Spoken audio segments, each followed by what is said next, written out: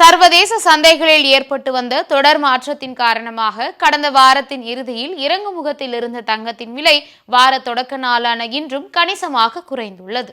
சென்னையில் 22 கேரட் ஆபரண தங்கத்தின் விலை இன்று சவரனுக்கு 800 ரூபாய் குறைந்து ஒரு சவரன் தங்கத்தின் விலை 1,05,600 ரூபாய்க்கு விற்பனையாகிறது.